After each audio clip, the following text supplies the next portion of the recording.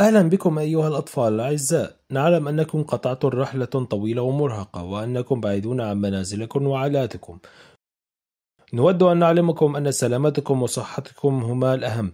للأسف هناك مخاطر كثيرة في طريقكم. قد يكون هناك أشخاص بالغون في حياتكم يقولون لكم أنه يجب عليكم مواصلة رحلتكم. نريد أن نساعدكم على إدراك المخاطر التي قد تواجهونها في رحلتكم وكيفية حماية أنفسكم منها.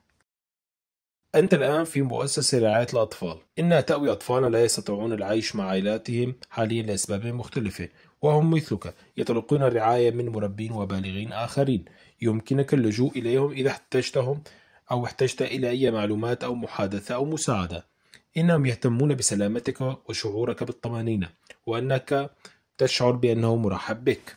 ولجعل إقامتكم وكذلك إقامة الأطفال الآخرين مريحة وآمنة قدر الإمكان، هناك قواعد بسيطة يجب علينا جميعا اتباعها لجعل حياتنا آمنة وممتعة معا. احترموا بعضكم البعض، كونوا لطفاء مع بعضكم البعض، وساعدوا بعضكم الآخر. الحفاظ على الممتلكات، اعتني بممتلكاتكم وممتلكات الآخرين بما في ذلك أثاث المؤسسة ومعداتها. النظافة، ساعدونا في الحفاظ على نظافة وترتيب المكان. ارموا نفاياتكم دائما في سلة المهملات ونظفوا حولكم وخلفكم. المشاكل، إذا كان لديكم أي مشكلة أو أمر يزعجكم فتحدثوا إلى شخص بالغ تثقوا به كالمربي أو الوصي القانوني أو المرشد النفسي. نحن هنا للاستماع إليكم ولمساعدتكم. النظام المنزلي، اطلبوا من شخص بالغ أن يشرح لكم ويعلمكم النظام المنزلي. يشمل ذلك تعريفكم بأوقات تناول الطعام ووقت الدراسة واللعب وغيرها من القواعد المهمة. قد تؤثر الرحلة الطويلة على صحتك. قد تمرض بسبب الجوع والعطش أو الإرهاق لفترة طويلة أو بسبب تعرضك للبرد والمطر. حافظوا على نظافتكم الشخصية قدر الإمكان. على سبيل المثال، اغسلوا أيديكم بانتظام وبشكل جيد، وخاصة قبل تناول الطعام. استحموا بانتظام وغيروا ملابسكم الداخلية ونظفوا ملابسكم يوميا. حافظوا على نظافة أسنانكم بتنظيفها بانتظام صباحا ومساء. اطلب من المربيين والبالغين الآخرين مستلزمات النظافة الشخصية مثل الصابون وفرشاة الأسنان ومعجون الأسنان، أو إذا كنت فتاة فوطة نسائية صحية. إذا شعرتم بشعور سيء أو عانيتم من الحمى أو السعال أو ألم معين، أخبروا شخصا بالغا فورا. الأطباء هنا لمساعدتكم. إذا لم تكونوا في المركز ولا يوجد لديكم شخص بالغ يمكنه مساعدتكم، فاتصلوا فورا بالرقم 112 للحصول على مساعدة طبية. تذكروا جيدا، 112 هو الرقم الموحد في أوروبا إذا كنتم بحاجة إلى المساعدة بسبب إصابتكم أو شعوركم بالمرض أو تعرضكم للخطر أو تعرضكم لحادث معين. نعلم أن لديكم رغبات في الوصول إلى عائلتكم وإلى مكان تشعرون فيه بالأمان والطمأنينة، حيث تنعمون بحياة أفضل. رحلتكم شاقة وطويلة، وقد تواجهون مخاطر متنوعة على طول طريق الرحلة، وتشعرون بضغوط عديدة لمواصلة رحلتكم حتى لو كنتم تشعرون بعدم الأمان. مع استمرار رحلتكم، سواء كنتم مسافرين بمفردكم أو مع شخص ما، قد تواجهون مخاطر مختلفة. قد يعني استمرار رحلتكم أنكم ستجدون أنفسكم في مواقف قد تتعرضون فيه لإصابات خطيرة، سواء بسبب ظروف شاقة أو تضاريس وعرة، حيوانات برية أو حوادث غير متوقعة. هناك أيضا إمكانية الاستغلال من قبل أشخاص يرون فرصة للاستفادة من رغبتكم في الوصول إلى عائلاتكم أو بلد تعتقدون أنكم ستشعرون فيه بالأمان، على الرغم من أنه قد يبدو وكأنهم يعرضون المساعدة عليكم. إلا أن المتاجرين والمهربين لا يهتمون برفاهيتكم،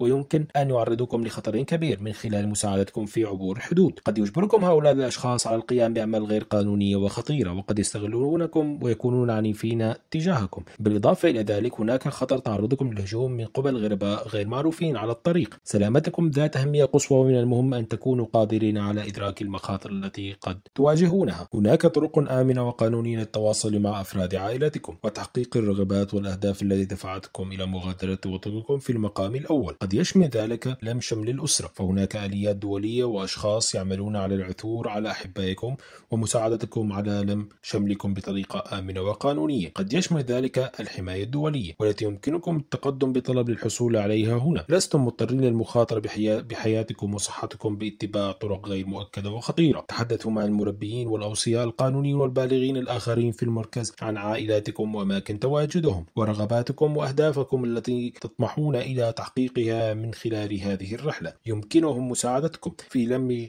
شمل عائلاتكم أو تحقيم حل لتحقيق رغباتكم وأهدافكم بطرق آمنة وقانونية. للأسف قد يحاول أحدهم إيذاءكم على الطريق لمجرد أنك صبي أو لأنك فتاة. وقد يكون هذا التصرف نوع من السلوك السيء كالتالي: يلمسكم شخص ما بطريقة لا تحبونها أو تجعلكم تشعرون بعدم الارتياح. شخص ما يجبركم على القيام بأشياء لا تريدون القيام بها. يقوم شخص ما بتهديدكم أو تخويفكم بسبب جنسكم. يقوم شخص ما بالتقليل من شأنكم أو يعتبركم أقل قيمة لأنك صبي أو لأنك فتاة. يقوم شخص ما بأخذ أشياءكم أو إجباركم على القيام بعمل شاق ومتعب. لا يحق لأحد أن يسيء لكم بالكلام أو يلمسكم دون إذنكم أو يجبركم على فعل شيء لا ترغبون بفعله أو يقوم بإيذائكم ويجعلكم تشعرون بالسوء حيال ذلك. إذا وجدتم أنفسكم في موقف كهذا أو شعرتم بعدم الأمان فاطلبوا المساعدة فورا. إذا كنتم مقيمين في مركز الأطفال فتحدثوا إلى المربي أو الوصي القانوني أو أي شخص بالغ تثقون به، فهم موجودون لحمايتكم من مثل